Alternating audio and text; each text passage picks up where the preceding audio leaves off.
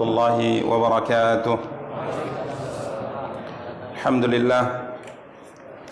لله رب العالمين والعاقبة للمتقين فلا عدوان إلا على الظالمين. أشهد أن لا إله إلا الله وحده لا شريك له وأشهد أن محمدا عبده ورسوله نبينا محمد وعلى آله وصحبه ومن اهتدى بهديه واستنى بسنته إلى يوم الدين وسلم تسليما كثيرا. أما بعد. Ikhwan dan akhwat, kaum muslimin, kaum muslimat rahimani wa rahimakumullahu jami'ah. Kita akan kembali melanjutkan pembahasan dan kajian kita insyaallah, mencoba untuk membaca dan menjelaskan kitab Riyadhus Shalihin karya Al-Imam Abu Zakaria Yahya bin Sharaf An-Nawawi rahimahullahu taala.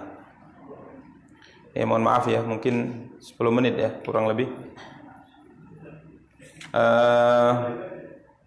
Kita akan melanjutkan pembahasan hadis ke-19 ya. Hadis Zir bin Hubaish radhiyallahu taala anhu. Zir bin Hubaish rahimahullah, dia mengatakan bahwa aku telah mendatangi Safwan bin Assal, di mana diceritakan bahwa ada beberapa pertanyaan yang diajukan oleh Zir bin Hubaish kepada Safwan bin Assal radhiyallahu taala anhu. Di antaranya tentang al-mashu 'alal khuffain. Al-masah 'alal khuffain yang artinya tatkala berwudu dan kita memakai kaus kaki atau sepatu yang terbuat dari kulit, khuf yang fungsinya seperti kaus kaki. Kemudian tatkala kita berwudu, kita tidak membukanya, akan tapi mengusap atasnya saja. Ini yang kala itu diragukan oleh Zir bin Hubaish. Dia bertanya-tanya, apakah ini benar? Tatkala kita berwudu sedangkan kita memakai kaus kaki atau yang semisalnya yang fungsinya sama seperti kaus kaki untuk sedikit mengurangi cuaca dingin, apakah boleh? Ya, apakah boleh kita mengusap atasnya saja? Maka dijawab oleh siapa? Safwan bin Assal, bahwa hal itu telah diputuskan oleh siapa? Nabi kita yang mulia SAW. Nabi SAW menjelaskan bahwa itu dibolehkan dengan beberapa ketentuan yang telah kita jelaskan pada pertemuan yang lalu. Kemudian Zir bin Hubaish bertanya kepada Safwan bin Assal radhiyallahu taala. Ya, kita lanjutkan hadisnya. Hal sami'tahu yadhkuru fil hawa syai'an?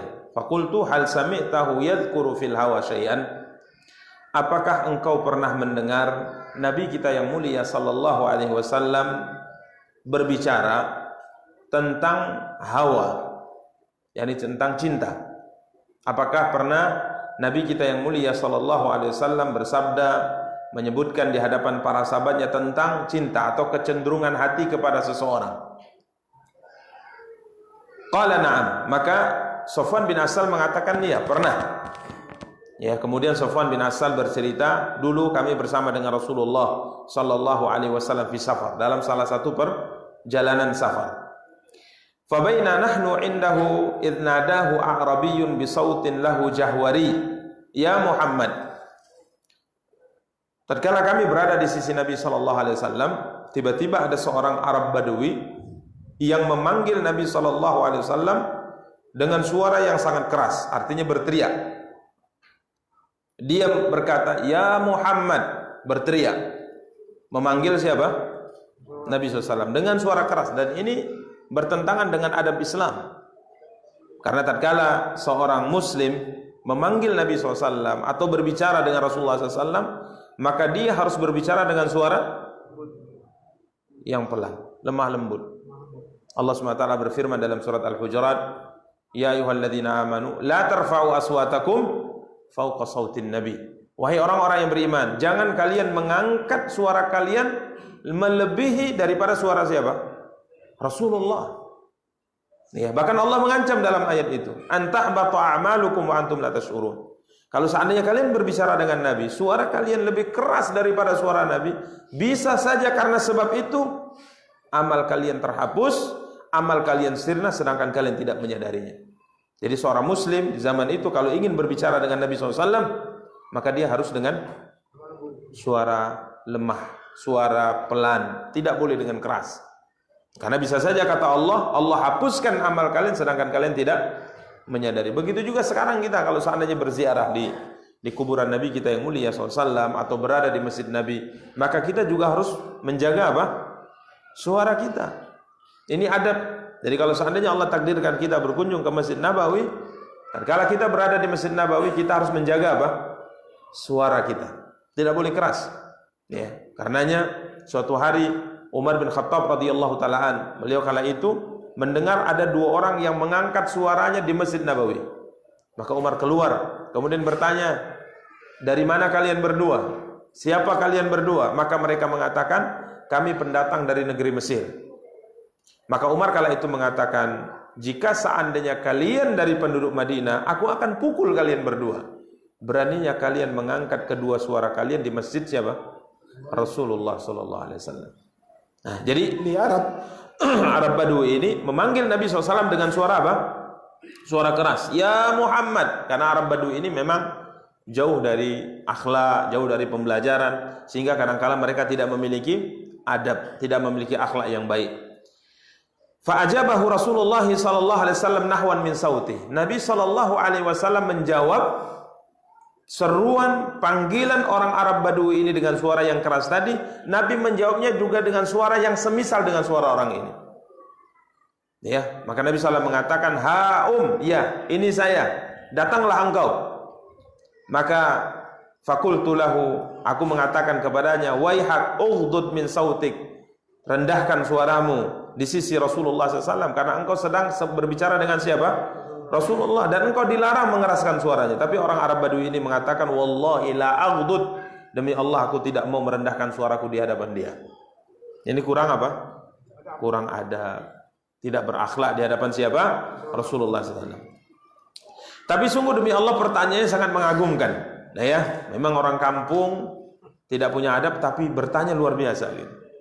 Makanya Anas bin Malik radhiyallahu taala mengatakan, Nabi itu sangat melarang kami bertanya. Jadi untuk penduduk Madinah, para sahabat yang terus bersama dengan Nabi kita yang mulia SAW, Nabi SAW itu tidak senang kalau mereka bertanya.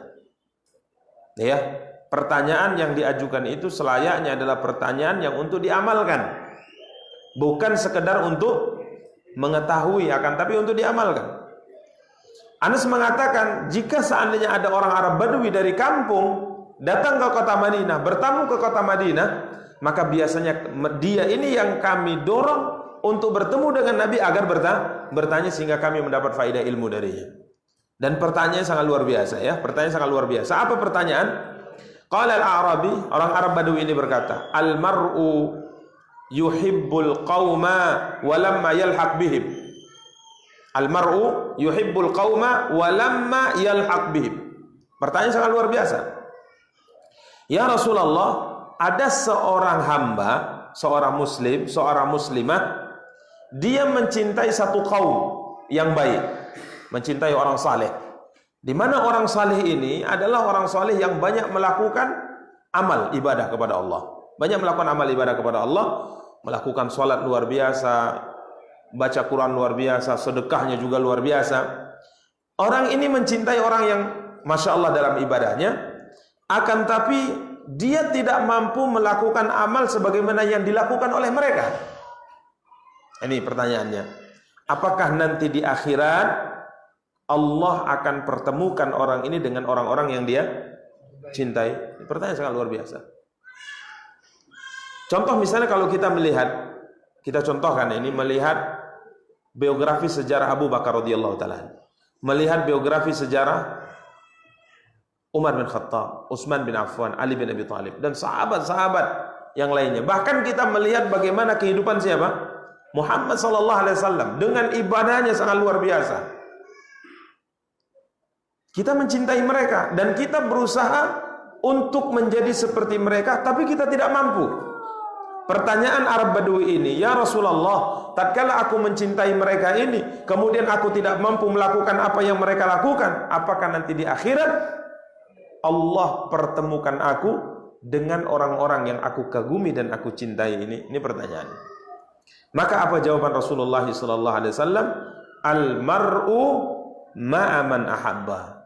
Seorang itu di akhirat akan disatukan, akan dipertemukan, akan dikumpulkan dengan orang-orang yang dia cintai.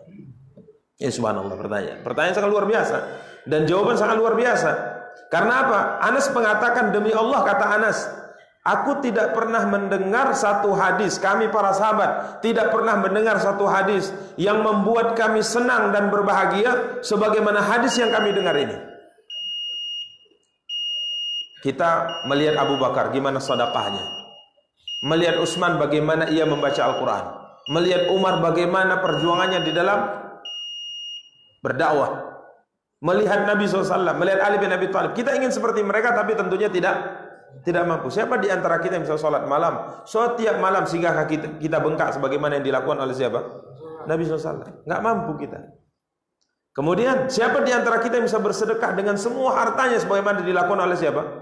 Abu Bakar radhiyallahu taala. Nggak mampu kita.